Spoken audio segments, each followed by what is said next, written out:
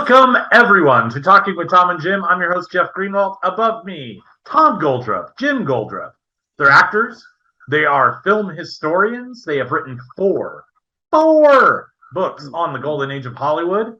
They have traveled the world. They have seen so many things and experienced so much. It is always fun to hear their stories. And so, guys, welcome to your show. So happy you're here.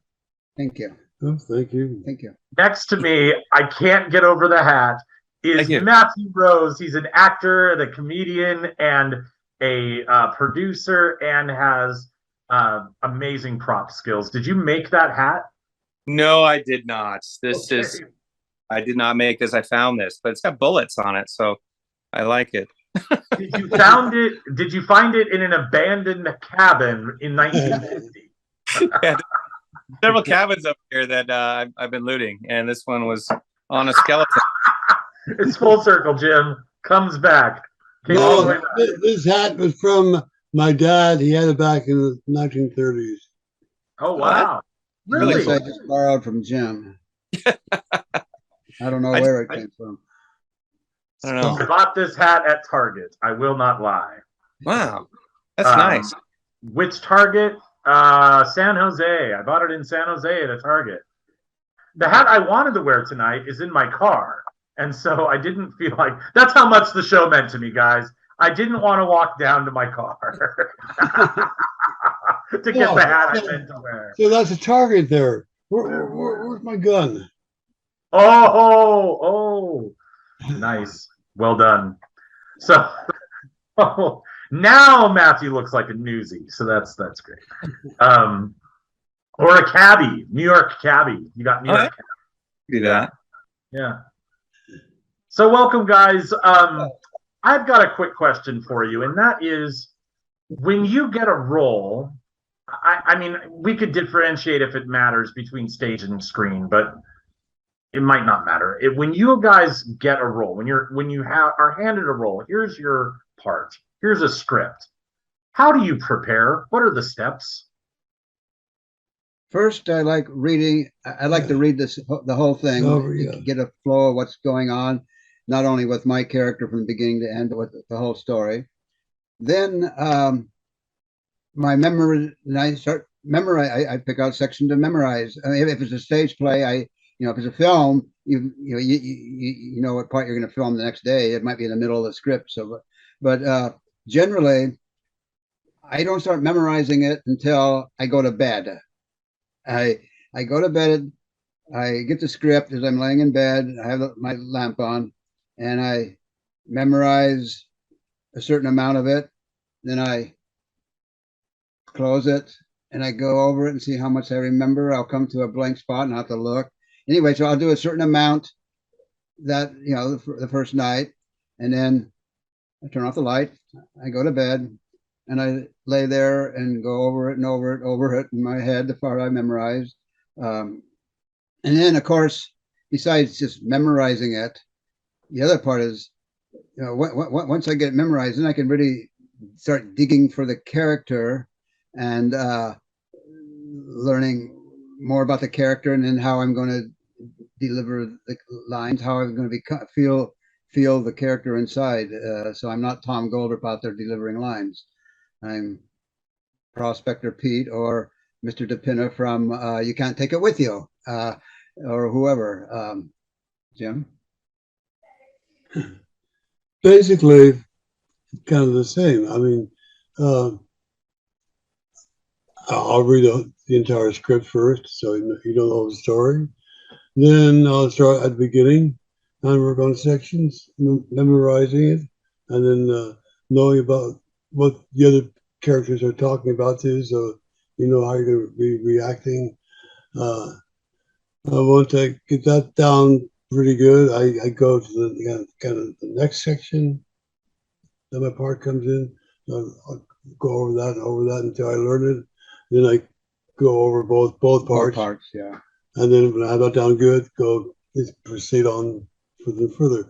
And the character I have in the beginning ends up changing as going along, because I learn more about the character and get more into the characters. So Yeah, and once you start going to rehearse, like for a play, once you start going to rehearsals, you're actually working with the other people, so there's somebody there, and then how their character is in it, you can change.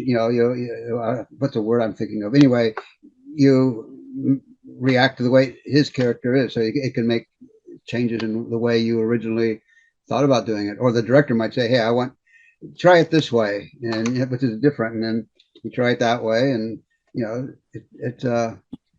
but the original thing is, I don't know if you do it when you go to bed at night or if you do it out on the back deck or what, but originally I start out to learn it. If I'm in a play, I like to have the whole thing memorized before I actually show up to rehearsals. Yeah, much as possible. Yep. I'm super curious, even though I've worked with him a lot. Matthew, how do you work? Yeah, well, a lot of it's similar to that. You read the whole play through to see what your character means to the other characters, and see where the story's going. And then I record sections, record my cues, and then I record my response. And like Tom and Jim said, your character change. What you think your character is at the beginning is almost never right by the time you ingest those words and they come out from you. And then you develop the relationships with the actors on stage, and so you realize, oh, these two have this funny little quirky thing that they do that isn't apparent in the script until you are bouncing off of other people. And once I record it, then I just record my cues and leave, of course, my lines of the tape blank, so I have time to say the lines. And I try and get off book as possible. I'm pretty good at soliloquies and pages of stuff. Yeah, super fast banter with no, when, you, why, that part is always that's a huge struggle for me. So I work on those a lot. My poor wife will have to go through those quick banters, all the time. In fact, she has nightmares of having to take my place on stage. She'll wake up I had this nightmare where you couldn't do the part, so of course I had to. Oh yeah, that's how plays work. Is your spouse has to go in and take the role. So, but the poor thing, she knows this play as well as I do by the time I'm off book. Yeah, long lines are much easier for me to learn and remember than the short lines. And then, of course, like you and your wife, Matthew, Jim and I will, we'll help each other. That one of us will be on the book and give the cues, and then and do that with each other. Long speeches come easy. The little short ones, are they're the sticklers. Yeah, they're tough. There's one time Jeff gave me direction on stage. I was standing out to the audience and sort of facing out, and delivered a line, and it's meant to be a funny line. And Jeff's like, "Okay, that's only gonna be funny if you just hold afterwards forever. Just hold." And I remember to this day, I didn't have the guts to hold that long. I would say the line, I would hold way longer, 20 beats or something, and then I would finally continue the line. And Jeff's like, "No, you gotta wait longer. It'll only be funny if the audience has no idea what's going on." And I never had the guts to do it, and I regret that. I need to take off camera. We'll have to talk about this because I don't remember this. I'm super curious about what this was. when it came to me working, let's say on Rabbit Ears, okay, I get the script. I'll learn the script. I'll get it down basically pretty good. And then when we actually go to shoot, okay, we're going to be doing this scene next. Then I can just kind of look it over and recapture it. I don't have to worry as much about finding my character because I already know Prospector Pete because I've done it. And then as well as the characters I'm working with, basically, unless there's somebody new comes in, but Dan and Julie and Shannon and Jim and Wyatt and all those guys, I know their characters, so I know that, so I don't have to worry about that. So I basically learn it, but then before we shoot the scene, look it over again, and then say, okay, I got it. Okay, that's the scene. Then I can kind of go poof, and it's gone. I don't have to worry about it anymore. It's filmed. Yeah. One day, I will find an actor who preps like me. I haven't done it. Wait, what's your prep? So you mentioned rabbit ears, and I was very fortunate with rabbit ears because I was basically creating all the cameras, right? So I was creating. I not only wrote the scripts, but I could create all the camera shots. So I would basically ahead of time block out everything going on. And I was very fortunate because the way I memorize is movement. So I remember my parts based on my movement, my physical movement, rather than the lines. So like I don't use flashcards. I don't go through that. I go through. I'm walked to the table. Okay, my movement comes first, and the lines go accordingly. So and the character comes through that as well, because why am I moving to the table? Why am I moving to the window? There are reasons why, whatever, my character is doing this. So that creates character, and that creates knowing my words. For me, it's all about movement rather than the lines. The lines come after the movement. So if I'm in a play, I'll read the script all the way through, but I won't memorize a thing until we're done getting all our movement.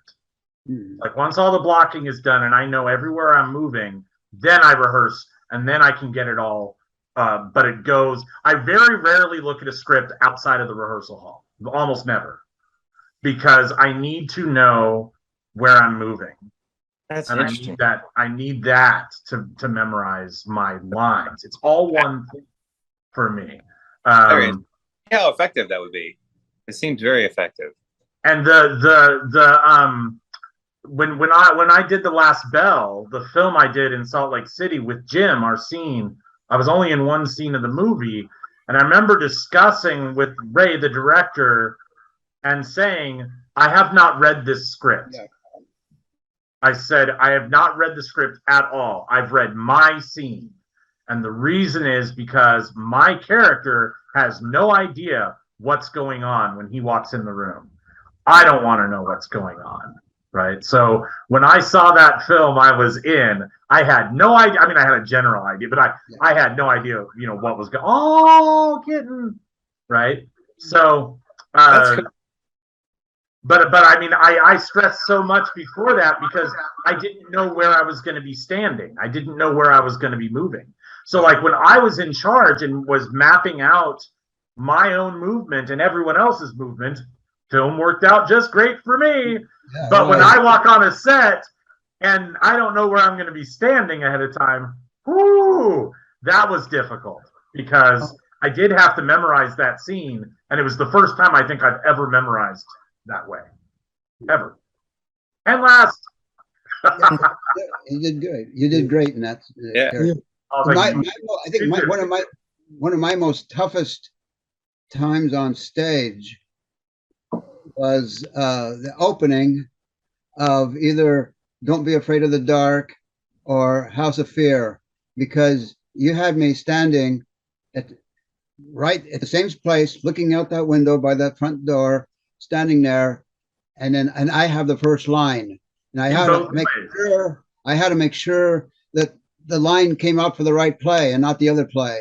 Yeah, we were doing multiple plays in the same run.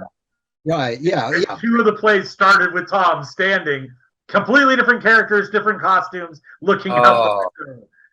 That's one of my toughest moments on stage was playing the prosecuting attorney in a courtroom drama where I asked the defendant these questions. I'm feeding them their cues.